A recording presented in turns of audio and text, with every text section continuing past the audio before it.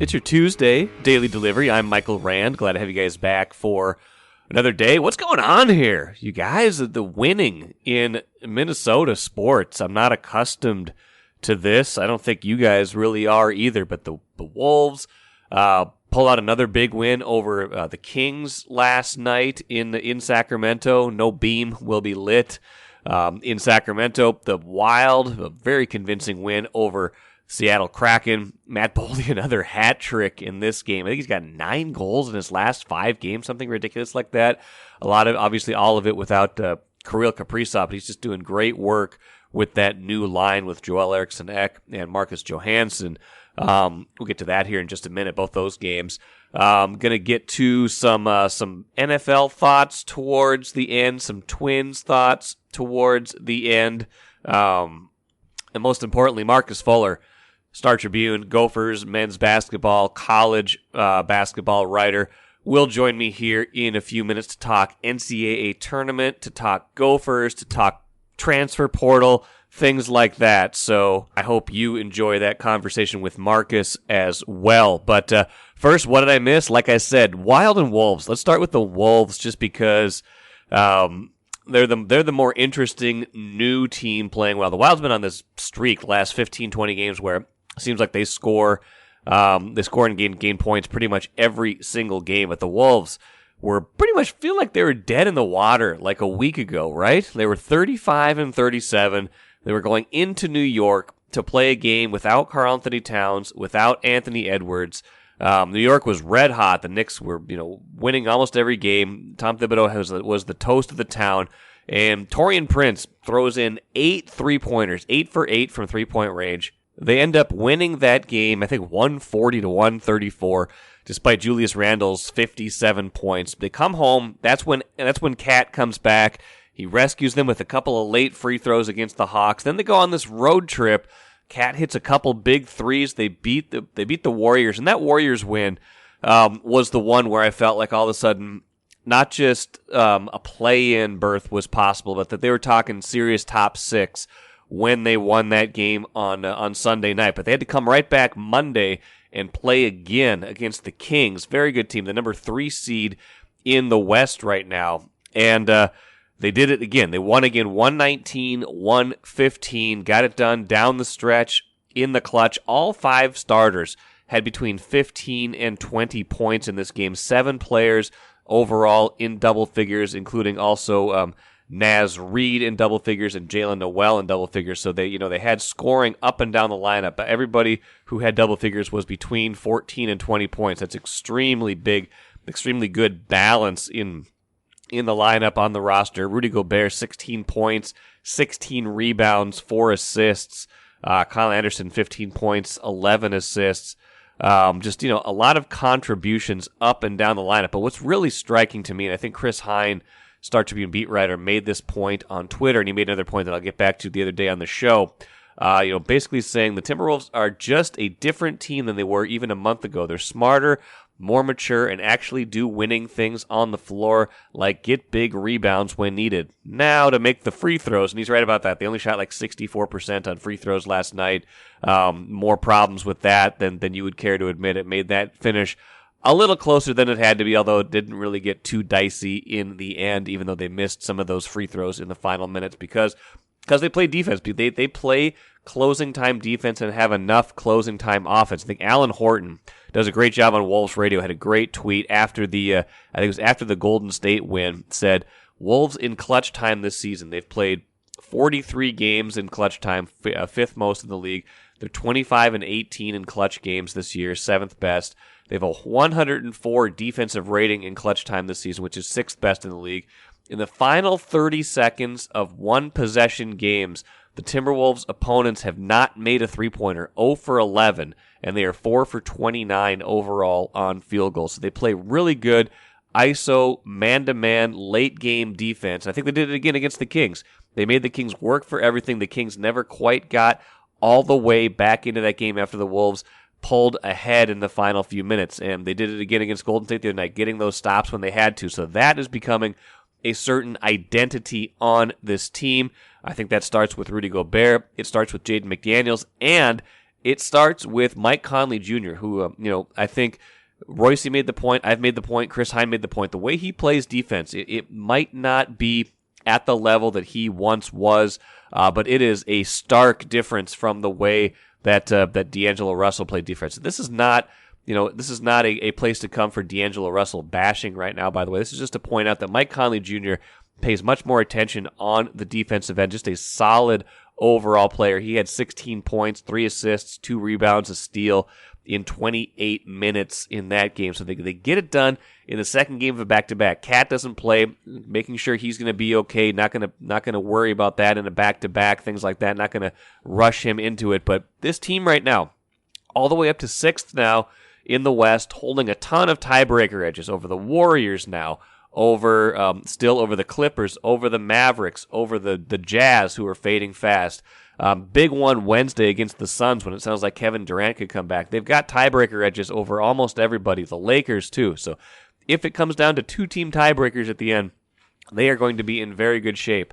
Even if it doesn't, I think they're in pretty good shape right now. It feels like top 8, far more likely than it was a week ago. Top 6, far more realistic than it was a week ago. And I don't quite know how to put my finger on it other than this is a team that I think got a boost from Towns coming back and is just playing a more mature brand of basketball, a kind of basketball that could make them an interesting first-round opponent, a difficult first-round opponent. If they are able to get that far, if they're able to get in, I think they will give someone a good series, and it would not surprise me, especially if it's against the Kings, who they've been good against this year. It would not surprise me if they were able to win a first-round series, if they were in that 3-6 series against the Kings. So I don't know exactly where it's going. I like where it's going right now. 2 games over 500. I think somebody pointed out that I tweeted like a month ago that they wouldn't even make the play-in. Mark it down. Yeah, don't mark that down. That was not correct. But that's the nature of this team this season. They're all over the map. You can't predict them. And it's the games you don't expect them to win that they win. And that was the case again on Monday night. Now, the Wild, my goodness, this is setting up for quite a finish. They're in first place in the Central Division, but they get 8 games left. And check this next 3 out.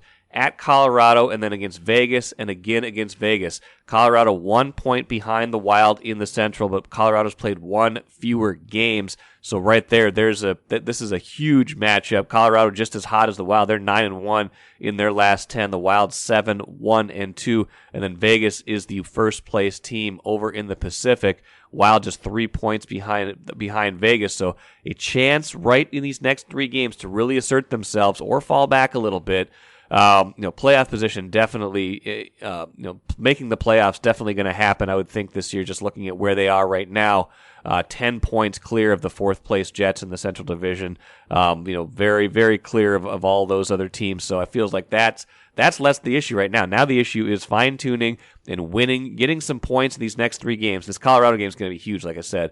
If they can win that game, they're going to feel good about their chances of winning the Central. If they can't, I feel like Colorado might have the juice down the stretch to get it done. But, just a complete turnaround for the Wild. And this is different than the Wolves turnaround. The Wolves turnaround's been for like a week. The Wild's turnaround's been for like a month.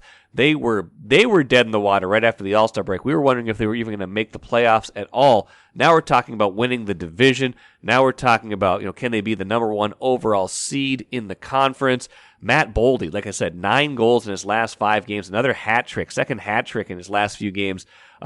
Monday, just thriving right now. Kirill Kaprizov injured, has not mattered all that much. Somehow, some way, they're definitely going to need him back soon. Definitely going to need him back for the playoffs. But for right now, with Matt Boldy carrying the scoring, the defense doing what it does, the goaltending doing what it does, this is a team that feels like it's got some depth, has got some momentum, has got a chance when you get to the postseason. That's all you can ask for, really, is to have a chance when you get to the postseason. So much of it, though, will be determined by seeding with the Wolves and the Wild. If both of them can get favorable first-round opponents, if the Wild can get a top 2 finish in the Central, get home ice, if the Wolves can get into the top 6, get a draw like Sacramento, that feels like that will be a much bigger difference in this playoffs than if they just merely get in. So these final 7-8 games for these teams going to be a huge, huge tell into how far they could possibly go in the postseason. But right now it's fun. This is fun. Both these teams are playing really well. It's fun to watch them right now. And at various points, not that long ago, you certainly would not say that about either team. Take a playcation to Mystic Lake. With 24/7 gaming, the good times never have to end. And you can satisfy your cravings at our restaurants and bars. Or relax in one of our luxurious hotel rooms. Those that play together, stay together. And don't forget to join Club M so you can spark new memories and bask in the rewards along the way. Follow the lights to Mystic Lake, where every day is play day. Let's talk some hoops today on Daily Delivery. And if we're going to do that, no better person to do that with than Marcus Fuller, Gophers men's basketball beat writer, college basketball writer at the Star Tribune. Marcus has been a lot of places right now. He did some work at the boys state basketball tournament. He was over there for a couple of days. He caught up with future Gopher Isaac Asuma, and I want to get into that a little bit. But Marcus, what I mostly want to talk about is the men's tournament this year, the men's basketball tournament, which we're down to the Final Four. I got to admit, I think I said this. I can't remember who I was telling this to the other day, but I'm gonna just for fun pool, and nobody in our 16-person group has anybody left in the Final Four. Our pool is essentially over because of the surprise teams that we still have left. We're down to Florida Atlantic, San Diego State, UConn, which is not a total shock, but a 4 seed, and then Miami. What do you make of the tournament so far, Marcus? Yeah, this is a tournament for the ages. I mean, we always talk about parity, and will this be the year where we see a Cinderella? But I don't want to call San Diego State a Cinderella, because they definitely are not. I mean, a couple of years ago they only had 2 losses, I feel like, going into the tournament. But if you look at what the field came into as number 1 seeds, I think there was in the Sweet 16. After that, there were no number 1 seeds left going into the Elite 8 for the first time.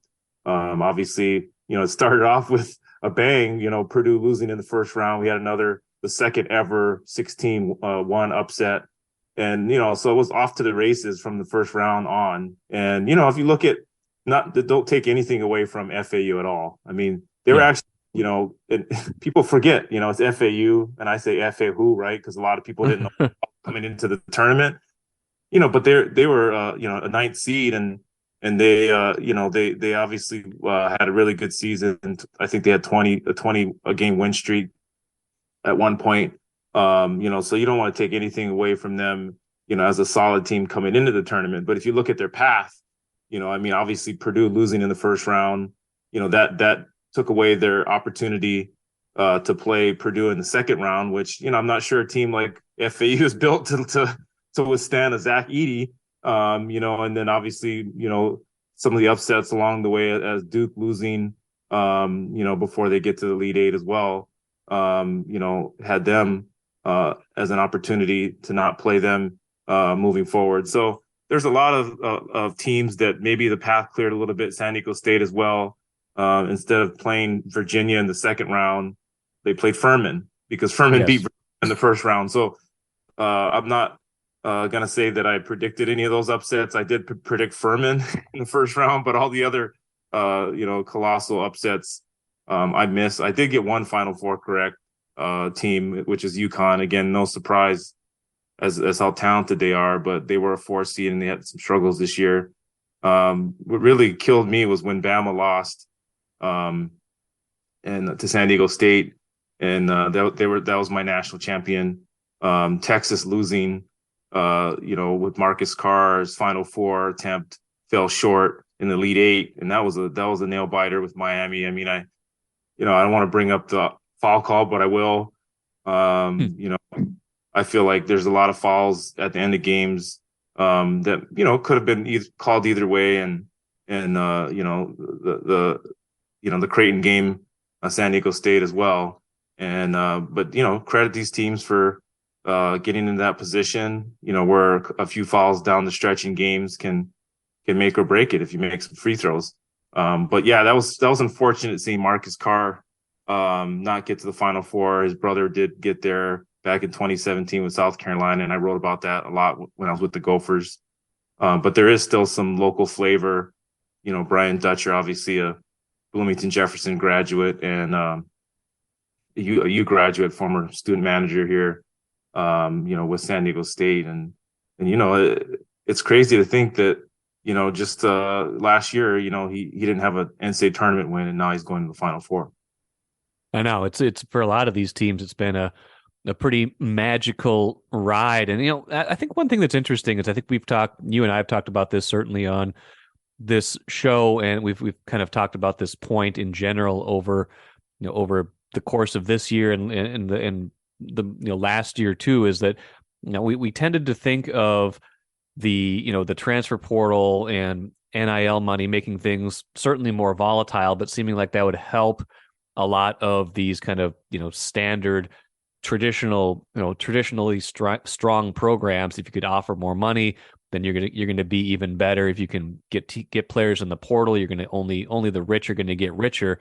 I don't know if this is kind of a one-off year, or if it refutes that, or if you got some players with some experience that stuck around, and that's what's driving this. But man, it does seem like the narrative this year is that anybody's got a chance, and I just didn't feel like that was kind of the notion, not necessarily going in, that everybody would have a chance right now to compete. But I mean, like you said, San Diego State's not necessarily a Cinderella team, but that they have a chance to compete, that teams like FAU and Miami, that they're right here, that does speak something to the landscape of college basketball. What does it tell you about where we are right now with college basketball?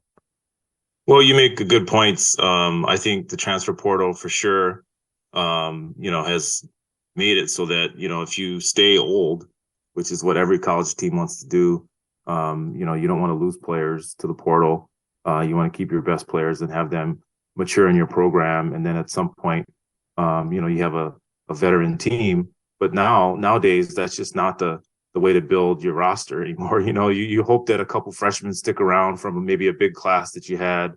But, you have to have balance. You have to have transfers. You have to have freshmen that start to mature and then eventually have experience. So you see the teams that maybe rely more on freshmen, and they've always relied on freshmen, right? The one and dones, like a Kentucky or Duke. They're just not having a chance, to move very far in the tournament. And that's partly the portal, because these freshmen are running into teams with a lot of experience, and they've never been in the tournament before. They don't know what it's like. People forget Miami went to the Elite Eight last year. So those, several of those players were used to playing on the biggest stage, and then they get like a transfer. So it's a combination of things, right? Then Miami gets a transfer like Nigel Pack, who hit 7 threes in one tournament game, and he's an NIL guy. He made, I think, $1 million on NIL. Wow. And people are like, oh, is that going to shake up his team? They're going to be jealous. It didn't, so. And there's guys that stayed at programs because of NIL. So I think NIL has a huge impact. Maybe not on the top blue bloods they were going to have these top players anyway. But I think that teams like Miami and if you look at it, UConn, they've won national championships. I think 4 national championships in the last 10, 12 years. But we don't think of them as a traditional blue blood. They're going to be able to sustain success because of NIL and because of the transfer portal. Yeah. They're transferring for NIL, but they also want to win. I think pretty sure Marcus Carr didn't transfer to Texas for NIL. Right. So he saw that as the best opportunity for him, to make it to the Final Four, which was his goal, and he got very close. So it's a combination of things. I think the teams like FAU and San Diego State, they're benefiting also from the COVID extra year of eligibility. So you have, instead of 4-year seniors, 5th-year seniors, some 6-year seniors, that stick around. Seems like college basketball forever. But pretty soon, those players will, they'll be gone, and you'll see more traditional veterans and experienced teams, and then maybe you might not see the craziness that we have in the tournament this year. Now, you mentioned the transfer portal. The Gophers obviously, lost some players already in the portal. I'm sure they're hitting the portal pretty hard right now themselves. Head coach Ben Johnson trying to replenish that roster. Maybe, Marcus, give me a recap of what's happened so far in this Gophers offseason and maybe what they're up to right now in terms of recruiting both, traditional high school recruits plus the portal. Yeah, I mean it's been a little bit of time here since they played their last game in the Big Ten tournament, lost in the second round to Maryland. Right after that, not that long after that, and we kind of already saw it coming. Talon Cooper, their starting point guard, was second in the Big Ten assists. He asked out, and he's getting to the portal, and a little bit surprised, obviously. Jamison Battle going in the portal, but he was always expected to leave and test a professional route. I think both of them, that's probably their goal. I wouldn't say probably, that is their goal, to play professionally. I'm not sure if either one, what their draft stock is right now, to really get a chance at the NBA level, to get drafted. But, I think they're going to probably go through the process. But right now, most players who are at the end of their career, they have to test the portal if they're considering to go professional, because I won't say have to, but a lot of them choose to because they want to see what the opportunity is to make NIL money by staying in college. Sure. So it's like, when they say that, hey, I'm turning pro, they're really, in a way, they're turning pro in college as well. They can still make almost a professional contract, staying in college and then seeing what their options are. Jaden Henley and Trayton Thompson both transferred as well, or they are transferring, and they're in the portal. So that's not so much NIL. I think it's two separate, different situations. One with Thompson is playing time, obviously, and then Jaden Henley. Is it the right fit? I think he played excellent at the end of the year and for a freshman, and was really showing progress. But he's obviously Dennis Evans was a friend of his and is not here. And then he saw an opportunity elsewhere. He's actually going to DePaul. He committed to DePaul since the offseason started for him. So, the thing about the Gophers is this is not a total rebuild like it was the past couple of years with bringing in, 6, 7, 8, 9, 10 players. They do have, I wouldn't say a core because they still need a point guard and some other spots, but they do have, about 4 players that were part of the rotation last year back. Dawson Garcia, obviously leading scorer, rebounders at the top of the list. Pharrell Payne, very, very talented post player, and another 2 freshmen from Minnesota, and Joshua Joseph and Braden Carrington. So, that's a nice group right there. Very young still with the sophomores. And you need to have experience, be around Dawson Garcia in order to give this team a chance next year. And that's where the transfer portal comes in. Speaking of the portal, you referenced Dennis Evans. He might be getting a little NIL money with Louisville. I don't want to speculate as to how much, but I'm sure that might have factored in eventually, because that is not a good program right now. Well, I mean, I would say that NIL certainly helped him in his decision to go to Louisville, possibly. But I would say that was the reason why he asked for his letter of intent, because out of his letter of intent with Minnesota, because Louisville was an opportunity for him before he signed with the Gophers, and there were others that were offering quite a bit of NIL money. So, just keep that in mind. Really, that we've moved on from Dennis Evans, but just keep that in mind that he had the NIL opportunities much larger than Minnesota before he signed. So, in the future, that's the kind of kid that Minnesota is going to have to go after. The local kids that want to stay home, and they'll make NIL money here. Transition a little bit. You were over at the boys' high school tournament for a couple of days. You said you caught up with a future Gopher there. What stood out to you from that conversation and just from what you saw over there from the teams and players?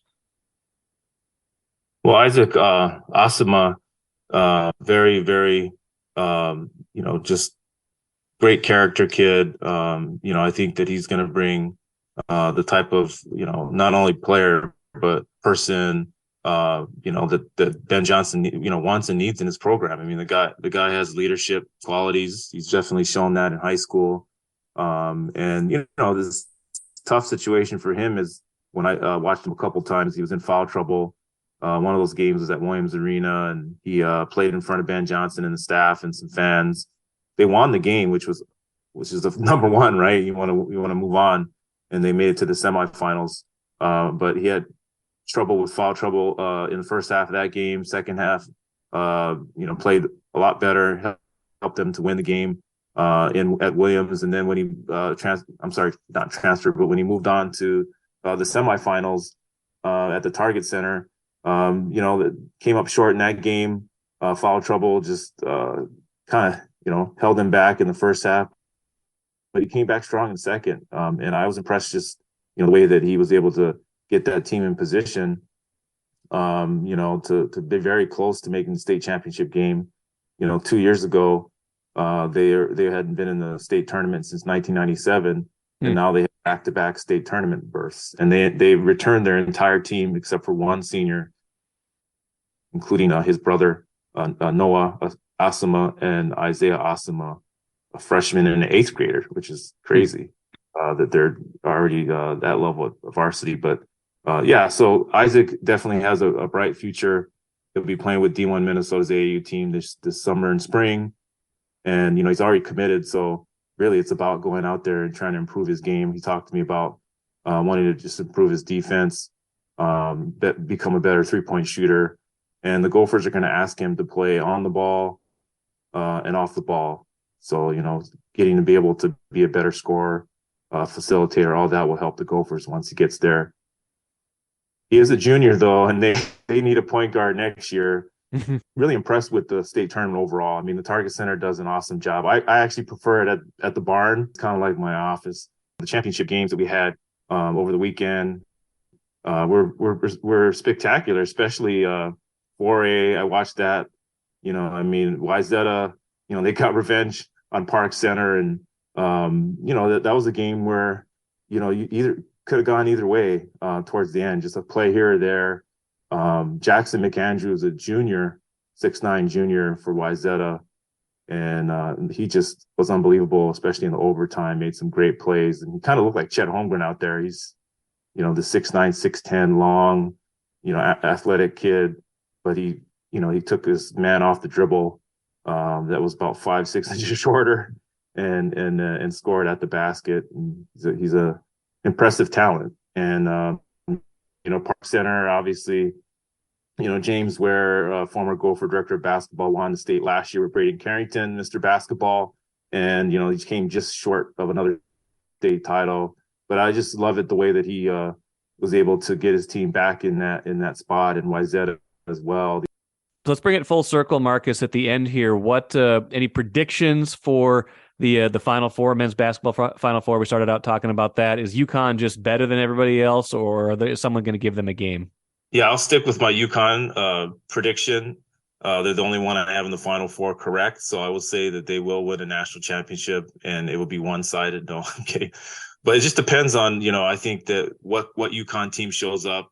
But I think that, if FAU made the championship game, that'd be an amazing story. Dutcher, I think I would love to see San Diego State play UConn in the championship and just have that Dutcher family and obviously Minnesota ties. But again, we've already kind of had the best tournament, I feel like, ever, at least while I've been watching. Everything else just icing on the cake. Of course, Miami deserves every bit of a chance as well. And they won the ACC. So if they beat UConn, I would not be surprised. But I'll just say that UConn versus San Diego State would be my pick for the championship. And I'd love to see, Dutcher kind of cut down the nets to win the championship. Would be a great story for him, longtime assistant. But I think UConn is gonna take it home. All right. I like that prediction. I like that everything you had to say here, Marcus. Appreciate your time. As always, read Marcus's coverage of the Gophers and college basketball in the Star Tribune and on StarTribune.com. And Marcus, we'll talk hoops again soon. All right. Appreciate it. Thanks. Always appreciate catching up with Marcus Fuller. Does a great job covering basketball, college basketball for the Star Tribune. Good job putting the Final Four in perspective. Let's just enjoy it, right? You can light your bracket on fire. Nothing good is happening with that probably right now unless you picked UConn to win it all. You probably don't have any of those other three teams in your Final Four, even let alone winning the championship. I've got nothing going right now in my pool, so whatever happens next, just enjoy the basketball, I guess, and we will go from there. Couple things here at the end. Let's finish with the cooler one. In quarterback movement news, Lamar Jackson requesting a trade from the Baltimore Ravens, acknowledging on Twitter the other day that he requested a trade a few weeks ago, not happy with where they are in contract extension talks. We kind of knew that, but we didn't know that he had requested a trade. That makes this a lot of a different story right now. You know, the Ravens have that franchise tag on him. We'll see where that goes, but I don't know if his long-term future is with Baltimore. It's just looking like it might be a messy divorce. And I wrote the other day on the Ramble blog, like, you didn't used to see high-profile quarterbacks like this changing teams, especially at the kind of the apex of their career. Now we're seeing him try to do it. We saw Deshaun Watson do it. A comparative with Lamar Jackson, merely from a football standpoint. So much more off-field baggage. Baggage is even an understatement with Deshaun Watson. But you saw the Russell Wilson trade. You have now Aaron Rodgers. We're talking about Aaron Rodgers, Matthew Stafford, Tom Brady, like all these high-profile quarterbacks. Some of them at the end of their career, but some of them kind of at the midpoint, or at least like a trade point where they could be with their teams for several years. Speaking of Rodgers, by the way, Packers general manager Brian Gutekunst asked, I believe, at the owners' meeting, so what to make of Aaron Rodgers' most recent comments and the kind of the deterioration of that relationship, and Rodgers saying that the Packers basically went behind his back to start trying to trade him. He said basically, quote, our inability to reach him or for him to respond in any way. I think at that point I had to do my job. So he's throwing it right back on Aaron Rodgers, saying, listen, man, you were the one who was not picking up our calls. You were the one who was basically detaching from this whole situation. You are the root cause of all this. Don't try to throw the blame on us. So this getting a little bit more messy, even if it, I don't know how it could get more messy, but maybe that adds a little bit more fuel to this thing. Imagine that trade will happen anytime now if they can agree finally on some compensation. Also, just want to mention, I really like Velle Neal III's column laying out the reasons why he thinks the Twins will win 91 games this year. A lot of it, the players who aren't on the roster this year, who were on the roster last year, who don't have jobs in the big leagues this year as of yet. Guys like Gary Sanchez, Miguel Sano, Chris Archer. Guys who played big roles for this team last year or were expected to at least, and are now not even going to compete for jobs anywhere else. So he made a pretty good argument. Optimism is the big key this time of year. You never know what's going to happen, but I thought that was a good piece. I thought that was well laid out. I don't know if they're going to win 91 games, but I like Lavelle's reasoning. I liked his thoughts. We will see where they get to from here. That will do it for today. More Twins talk, by the way, should be on Wednesday's show. Expecting to catch up with Phil Miller, Twins beat writer, to talk Twins. Season opener Thursday. Does it feel real? Does not feel real to me, but it is coming, and I will talk to Phil all about just every big storyline, all the things the Twins are up to. Sonny Gray's comments. I want to get to Phil. I want to go with Phil with that. Lots of good stuff. So hope you enjoy that show. Hope you enjoy the rest of your Tuesday. Back at it again tomorrow.